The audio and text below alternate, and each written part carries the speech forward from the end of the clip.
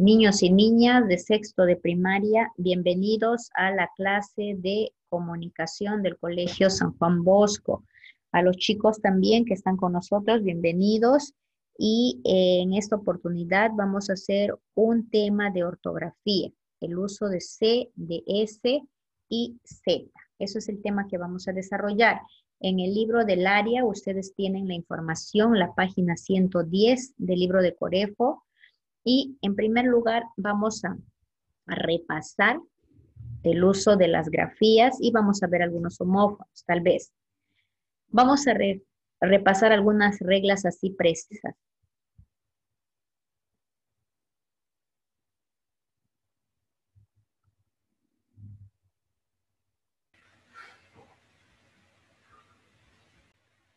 Les decía entonces que una de las reglas del uso del S es que vamos a escribir con S las palabras que terminan en cis, las palabras que terminan en sibo o siba. ¿Cuáles son las excepciones de esta regla? La palabra piscis, la palabra sintaxis y la palabra nocivo. Estas tres son excepciones, pero el resto de las palabras que terminan en cis, en sibo o siba, voy a escribirlos con S. Ejemplo, tengo hipótesis. Por ejemplo, análisis puede ser decisivo, compasivo, ¿no? Explosivo.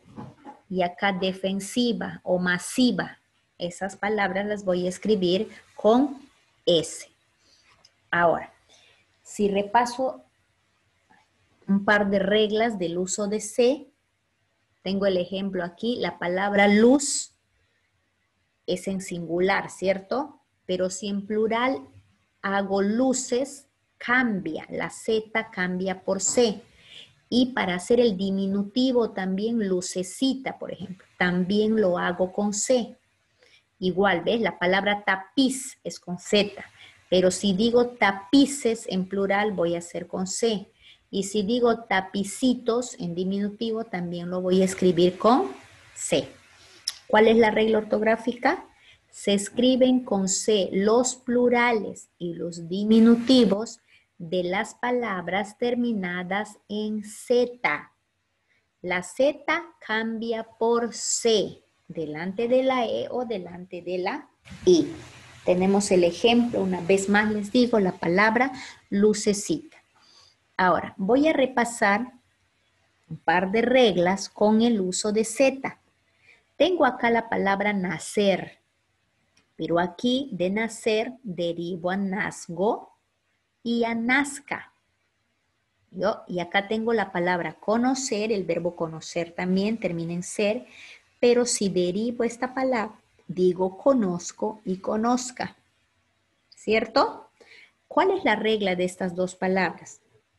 Se escribe con Z las conjugaciones en presente, en tiempo presente, del modo indicativo y subjuntivo de los verbos terminados en eser, en hacer, en oser o usir.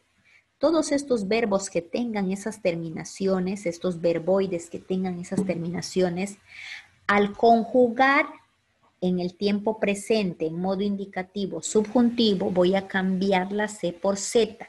¿Está bien? Ejemplo de ellos, repito, nazco, nazca, conozco y conozca. Ahora, existen homófonos con S, con C y con Z. Por ejemplo, la palabra bracero. ¿Por qué se llaman homófonos? Porque tienen el mismo sonido, ¿cierto? Bracero, bracero. Bracero con S es estufa y bracero con C es jornalero o peón. Otros lo llaman sinónimo de campesino, ¿no? Agricultor es sinónimo de bracero con C. Y con S, repito, es de estufa o cocina, horno. ¿Ya? Ahora, tengo la palabra consejo. Consejo hay con S y consejo con C.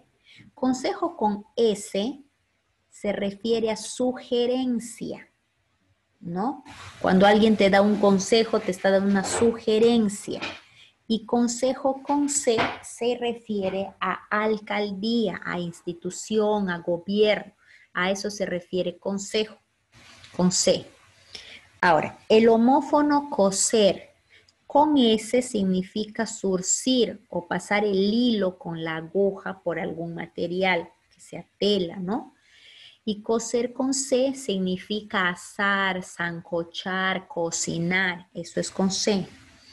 Ahora, la palabra sesión con S, ¿no? Las dos con S y hay una que es con C.